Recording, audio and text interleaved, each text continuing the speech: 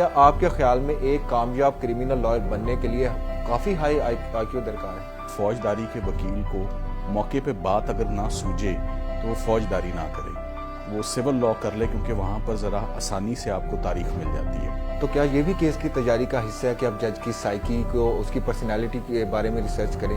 کہ جس کورٹ میں آپ نے پیش ہونا ہے، آپ کو ان جج صاحب کی لائکنگز ڈس لائکنگز کا اور مزاج کا بہت خوبی سے اچھے طریقے سے آپ کو پتہ ہونا چاہیے۔ جج کو کنونس کرنے کی کوشش کرتے ہیں یا پھر کمرہ عدالت میں موجود جو آڈینس ہے اس کو امپریس کرنے کی بھی کوشش؟ پروفیشن، اور میرا خیال ہے almost every lawyer one way اور the other somehow he does play to the game. Cases کی وننگ پرسنٹیج ہے اس کو ہائی رکھنا چاہیے۔ یو ہیو ڈن یور 100%، آپ نے محنت کی ہے، آپ نے انصاف کیا، پھر وہ جانے اور اس کا مقدر جانے۔ جیسے نعیم بخاری صاحب نے کہا، وہ وکیل کیس ہاتھ نہیں ہارتا، سائل ہارتا ہے۔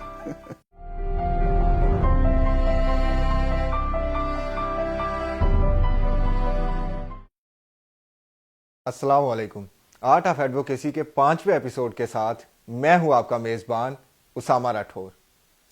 فلموں میں لاء کے پروفیشن اور لائر کو بہت زیادہ گلیمرائز کر کے دکھایا جاتا ہے، اور دکھایا جاتا ہے کہ ایک لائر صرف اپنے کام پہ توجہ کرتے ہوئے اور لاء کی فیلڈ میں ایکسپرٹیز حاصل کرتے ہوئے شہرت کی بلندیوں کو چھو لیتا ہے۔ لیکن عام زندگی میں ہمیں ایسی مثالیں بہت کم ملتی ہیں۔ لیکن آج ہم آپ کی ایک ایسے ہی وکیل سے ملاقات کروانے جا رہے ہیں کہ جو فلموں میں جو عکس بندی کی جاتی ہے اس کا عملی نمونہ ہے، جن کا کام ہی ان کا نام ہے، اور جنہوں نے صرف اپنے کام کی بنیاد پہ اپنا نام بنایا، اور بڑی ہی سوفسٹیکیٹڈ پرسنالٹی کے مالک، اور سب سے بڑھ کر کے ایک اچھے وکیل کے ساتھ ساتھ وہ ایک اچھے استاد اور معلم بھی ہیں۔ تو پاکستان کے بہت سے ہائی پروفائل کیسز میں وہ ایز اے وکیل پیش ہو چکے ہیں، اور اس کے علاوہ سپریم کورٹ کے معاون کے طور پر بھی انہوں نے کافی کیسز میں اہم کردار ادا کیا۔ جی بالکل، میری مراد بیرسٹر سلمان صفدر صاحب۔ سر بہت بہت شکریہ آپ کے قیمتی وقت کے لیے۔ Thank you very much. Sir, ہمارے جو لاء کا پروفیشن ہے اس میں ایک تاثر بڑا عام سا پایا جاتا ہے کہ اگر آپ بڑے محنتی شخص ہیں تو آپ سول لاء کی طرف جائیے، لیکن اگر آپ بڑے ذہین ہیں تو کرمنل لاء کی طرف جائیے۔ تو کیا آپ کے خیال میں ایک کامیاب کرمنل لائر بننے کے لیے کافی ہائی آئی کیو درکار ہے؟ دیکھیں، جب آپ لاء کے شعبے کو اپناتے ہیں اور لاء کی فیلڈ میں آپ قدم رکھتے ہیں، تو چاہے آپ سول پریکٹیشنر ہیں یا چاہے آپ کرمنل پریکٹیشنر ہیں، ایک بات تو طے ہے کہ محنت تو دونوں طرف ہی کرنی پڑے گی آپ کو۔ یہ بات درست ہے کہ کرمنل لاء میں مینٹل الرٹنس اور آپ کو ہر وقت انگیج رہنا پڑتا ہے۔ تو میرے استاد خواجہ سلطان احمد، جن سے میں نے کام سیکھا، وہ اکثر کہتے تھے کہ فوجداری کے وکیل کو موقع پہ بات اگر نہ سوجے تو وہ فوجداری نہ کرے، وہ سول لاء کر لے، کیونکہ وہاں پر ذرا آسانی سے آپ کو تاریخ مل جاتی ہے۔ مگر سول لاء میں بھی میں کہوں گا کہ یہ تاثر ٹھیک تو نہیں ہے۔ وہ کہا جاتا ہے کہ کیتی دیوانی تے گئی جوانی، بٹ اب سول میں بھی جو ڈیلیز ہیں ان کو کافی حد تک ڈیل کیا جا چکا ہے، اور بہت جیسے کہتے ہیں سوئفٹ پروسیڈنگز جو ہیں ہوتی ہیں۔ مگر کرمنل لاء میں آف کورس کیونکہ ایک کوئک راؤنڈ ہوتا ہے، ایڈجرنمنٹس نہیں ملتی، اور آپ کو موقع پر اکثر ججز جو ہیں وہ آپ کو ایسے سوال ڈالتے ہیں جن کا آپ کو موقع پہ جواب دینا پڑتا ہے۔ لوور کورٹ میں، میجسٹریٹ کورٹ میں یا سیشنز میں تو آپ کو مہلت مل جاتی ہے، مگر جو ہی آپ ہائی کورٹ یا سپریم کورٹ میں قدم رکھتے ہیں تو ججز جو ہیں وہ بجائے اس کے کہ آپ کی بحث سنیں، وہ خود ماشاءاللہ آپ کو ایسے سوال ڈالتے ہیں کہ آپ کو موقع پہ آمد ہونا وہ ضروری ہوتی ہے۔ سو اٹ از کریکٹ کہ آپ کا آئی کیو اور آپ کی مینٹل الرٹنس جو ہے وہ ہائر لیول اس کی چاہیے ہوتی ہے کرمنل پروسیڈنگز کے لیے۔ سر، آپ کے خیال میں کرمنل ٹرائل کا کون سا ایسا پارٹ ہے جو سب سے زیادہ سینسیٹیو ہے اور لائرز کو اس پہ سب سے زیادہ کام کرنا چاہیے؟ دیکھیں، جو ایک ایریا کرمنل پریکٹس کا سب سے زیادہ نگلیکٹڈ رہا ہے وہ قانون شہادت ہے۔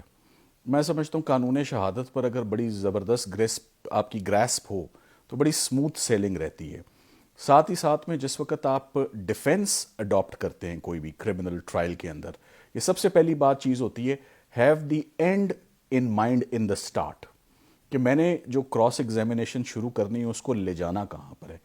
جرا بہت امپورٹنٹ ہے، کراس ایگزامینیشن ایک ایسا سکل ہے جو کہ بہت کم لوگوں کو وہ آتا ہے، اور میں سمجھتا ہوں کہ یہ اس کا جو ہم نے کتابوں میں آج دن تک بیسک پرنسپل پڑھا ہے وہ یہی پڑھا ہے کہ what not to ask in cross examination.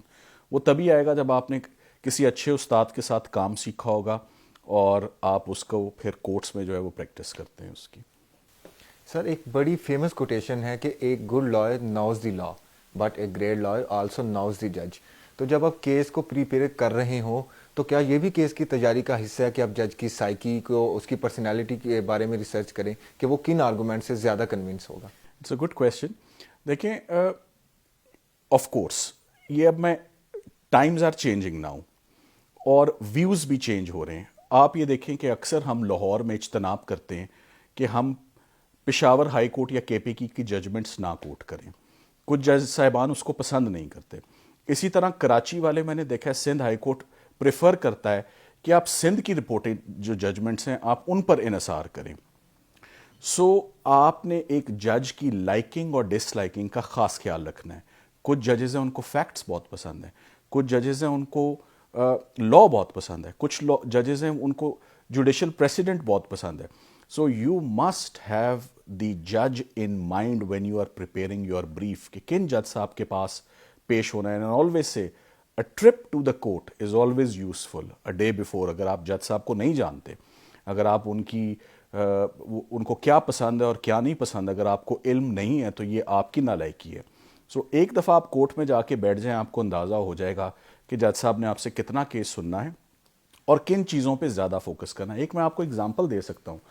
میں جسٹس عائشہ ملک صاحبہ کے پاس یوزلی میں فوجداری کے کیسز نہیں کرتا, مگر ایک کواشنگ میں نے آرگیو کرنی تھی تو میں ان کی کورٹ میں گیا تو میں نے دیکھا وہ پیشنٹ ہیئرنگ دیتی ہیں. تو میری تیاری جو 15-20 منٹ کی تھی ایک فوجداری کے جج کے لیے, میں نے آتے ہی فیصلہ کیا کہ وہ ناکافی ہے اس کورٹ کے لیے. تو اس کو ہم نے اپنی تیاری کو ایکسپینڈ کیا اور وہ میں 3 سے 4 دن تک وہ پٹیشن آرگیو کرتا رہا. تو یہ نو دائی جج پرنسپل از ویری امپورٹنٹ کہ جس کورٹ میں آپ نے پیش ہونا ہے آپ کو ان جج صاحب کی لائکنگز ڈس لائکنگز کا اور مزاج کا بہت خوبی سے اچھے طریقے سے آپ کو پتہ ہونا چاہیے.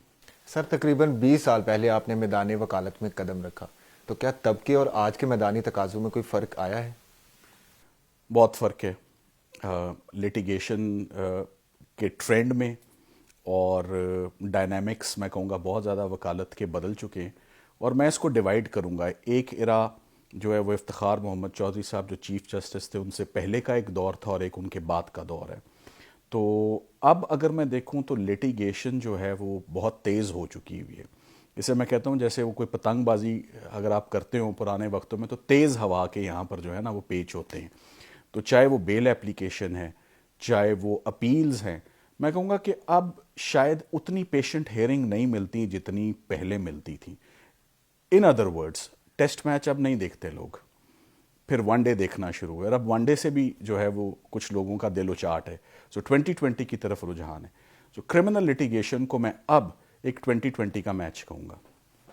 سر آپ چونکہ ڈیفرنٹ یونیورسٹیز میں بھی پڑھاتے ہیں اور جو انڈر پروسیس لائرز ہیں ان کے ساتھ آپ کا کافی ڈیپ انٹریکشن بھی ہے, تو سر موجودہ جو فیلڈ کے حالات ہیں ان کو دیکھتے ہوئے آپ نے حقیقت پسندانہ ایک توقع ظاہر کرنی ہے کہ کیا یہ جو جوان خون ہے یہ آ کے لا کے جسم کو توانائی فراہم کرے گا یا اس کے ساتھ ہی بیمار پڑ جائے گا؟ دیکھیں ینگ جنریشن سے بہت امیدیں وابستہ ہیں اور انفارچونیٹلی مجھے افسوس ہے کہ ہمارے فیلڈ کا نوبل پروفیشن آف لاء کا کچھ عرصے سے لوگ کافی انگلیاں اٹھا رہے ہیں.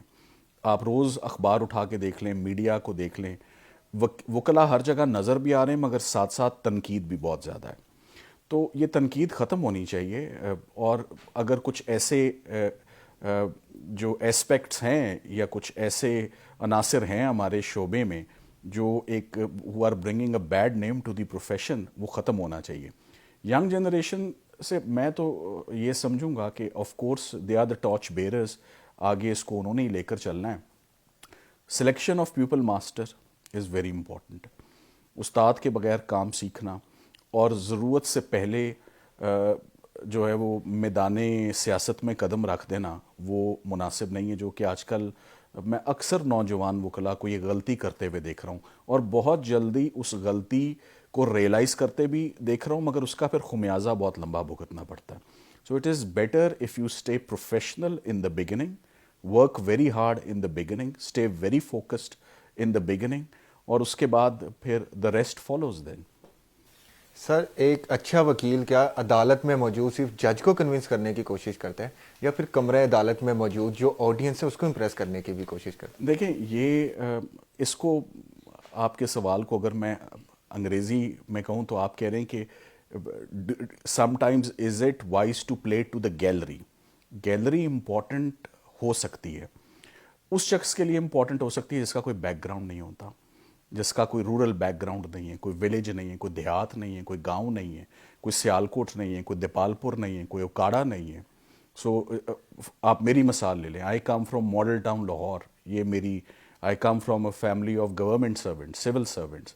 سو ایسے موقع پہ آپ کو فوجداری میں آگے بڑھنا بڑا مشکل ہو جاتا ہے. So of course there is absolutely no harm in playing it to the gallery as well, اگر وہ آپ کی وکالت کو انہانس کرے. پرفارمنس جب اچھی ہو رہی ہوتی ہے اس کو سارے لوگ ہی نوٹ کرتے ہیں، اس کو ججز بھی نوٹ کرتے ہیں، ان میں عدالت میں بیٹھے وکلا بھی نوٹ کر رہے ہوتے ہیں اور پیچھے بیٹھے ہوئے لیٹیگیٹرز بھی نوٹ کر رہے ہوتے ہیں. اور اکثر لوگوں کو یہ خیال ہوتا ہے کہ ہم اپنا کیس اسی شخص سے کیوں نہ کروا لیں جو کیس آرگیو کر رہا ہے. So it is important in every lawyer's profession. اور میرا خیال ہے almost every lawyer one way اور the other somehow he does play to the gallery.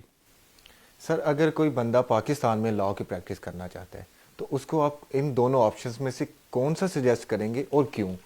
Bar add law یا فورن LLM؟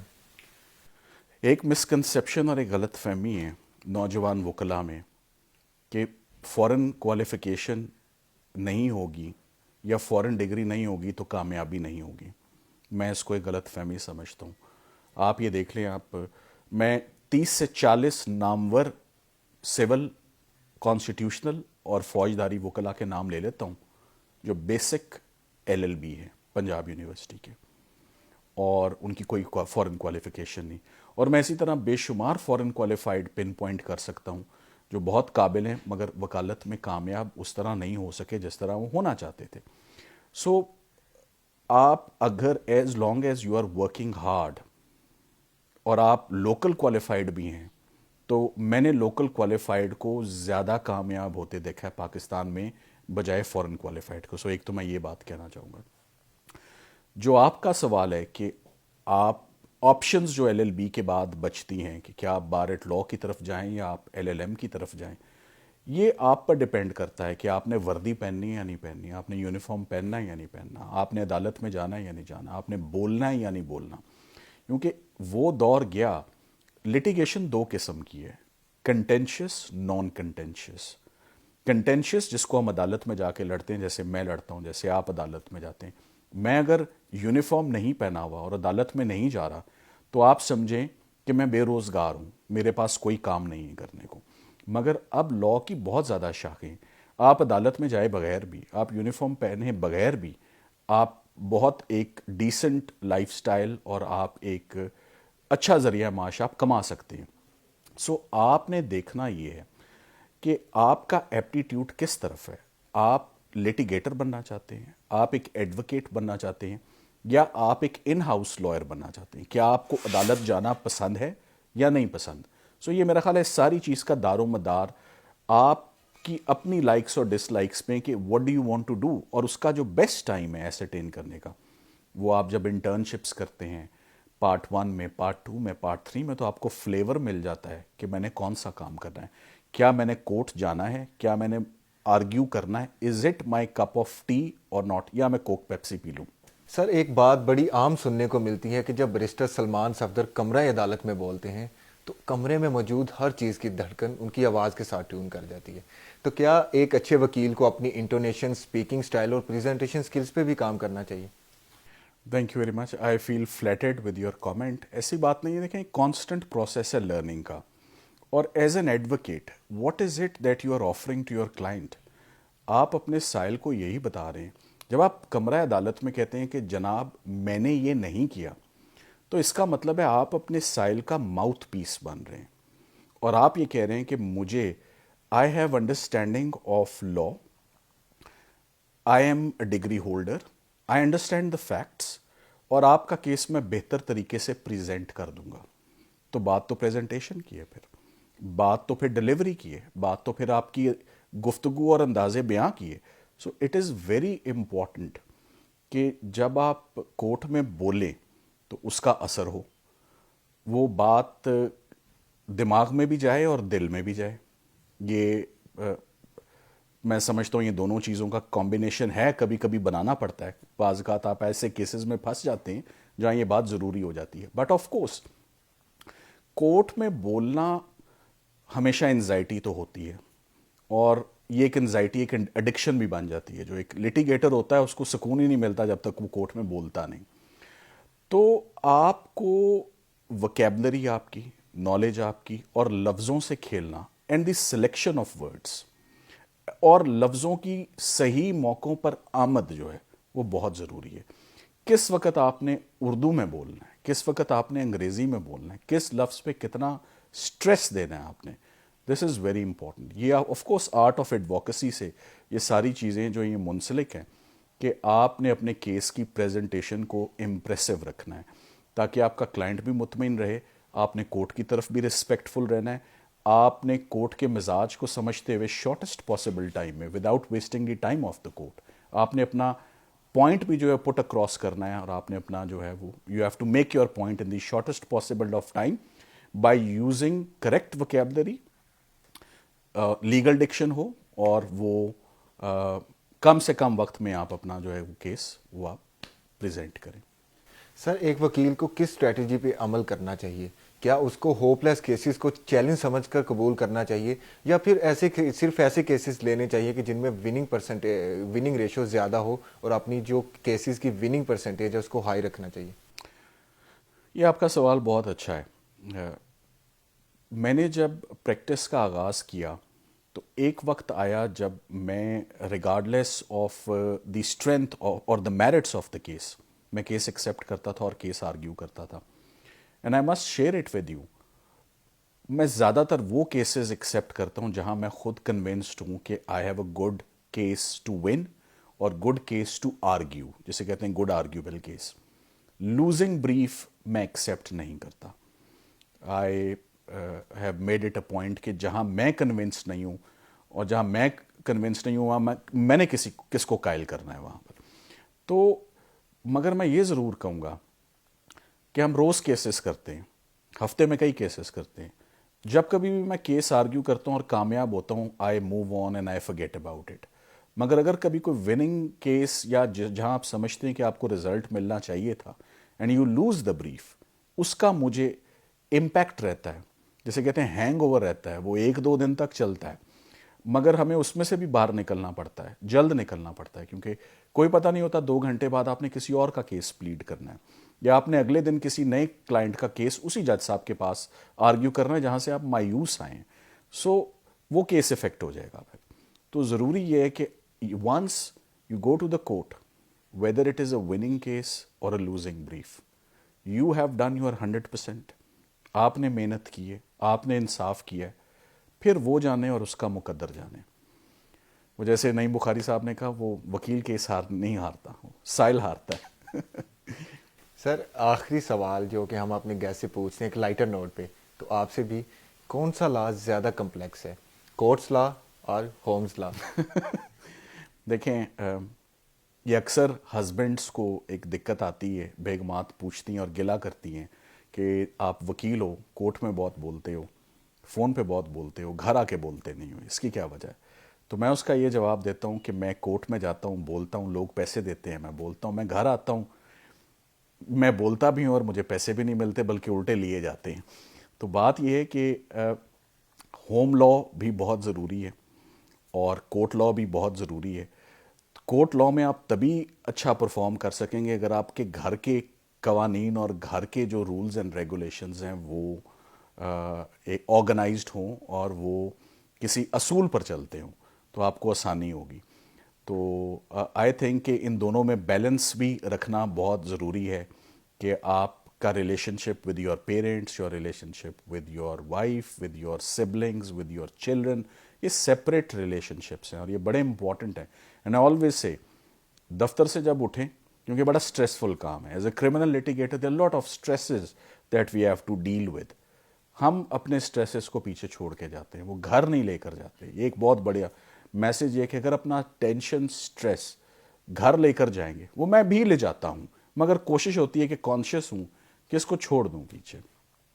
یہ اب فیملی کا ٹائم ہے, فیملی کا ٹائم پروفیشنل ٹائم کے ساتھ مکس اپ نہیں ہونا چاہیے. سر آخر پہ جاتے ہوئے ینگ لائرز کے لیے کوئی مشورہ آپ کا؟ دیکھیں, ینگ لائرس کے لیے تو کافی پیغامات ہیں. ینگ لائرس کے لیے سب سے پہلی بات تو یہ کہ شروع کے جو چند سال ہیں وہ بڑے ٹف ہوتے ہیں, وہ بڑے چیلنجنگ ہوتے ہیں, اور اس میں بڑی اپس اینڈ ڈاؤنز آتی ہیں, اس میں آپ فرسٹریٹڈ بھی ہوتے ہو. اس میں جو سب سے امپورٹنٹ میرا مشورہ ہوگا وہ تو یہ کہ ریمین فوکسڈ, ریمین ڈٹرمنڈ, اور burn your boats. This is very important. کشتیاں جلا کے آپ نے کام کرنا ہوتا ہے. وکالت کا شعبہ اور فیلڈ جو ہے وہ امپورٹنٹ نہیں ہے, اور کوشش کریں کہ ایک اچھا چیمبر جوائن کریں, ایک اچھا استاد چنیں. اور سب سے بڑا جو ٹپ ہے وہ یہ کہ استاد کی کمزوری بنے, کہ وہ آپ کو فون کرے, وہ آپ کا پیچھا کرے, وہ آپ کو رات کو کام پہ لگائے, اور کام کرنے سے کبھی گھبرائے نہ. کیونکہ میں نے انہی ایسوسیٹس کو اور انہی جونیئرس کو ترقی کرتے دیکھا ہے جن کو استاد کو رات کو فون آتا ہے, اور وہ استاد کی کمزوری بنتے ہیں. کیونکہ ایک ٹائم آتا ہے کہ لیٹیگیٹر کہتا ہے کہ میں استاد تو شاید بزی ہے, یا شاید ہم افورڈ نہیں کر سکتے, تو ہم شاگرد کو کیوں نہ انگیج کریں اور اس کو کیوں نہ موقع اور اپرچونٹی دیں. تو خوش قسمت ہیں وہ لڑکی اور وہ لڑکیاں جو ہو آر ہارڈ ورکنگ, اور جو کمپلین کرتے ہیں کہ ہم سے بہت کام لیا جاتا ہے. تو ان کو اور کام کرنا چاہیے, کیونکہ آپ اچھا کام کریں گے تو جیسے کہتے ہیں نا, کام آتا ہے تو کام آتا ہے. اس کی دو انٹرپریٹیشنز ہیں. سو آپ کو کام آ رہا ہے تو اور کام آئے گا, اور اگر کام ادھر آتا ہے تو کام اور آئے گا پھر. سر بہت بہت شکریہ آپ کے قیمتی وقت کے لیے.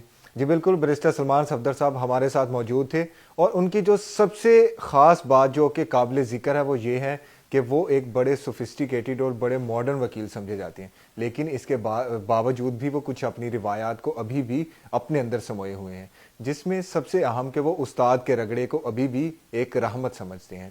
تو یقیناً ہمیں امید ہے کہ آپ کو ان سے کافی کچھ سیکھنے کو ملا ہوگا, اور آج کا یہ انٹرویو آپ کی جو پروفیشنل گروتھ ہے اس میں کافی معاون و مددگار ثابت ہوگا. اسی کے ساتھ ہمیں دیجیے اجازت, اپنا رکھیے گا خیال. اللہ نگہبان.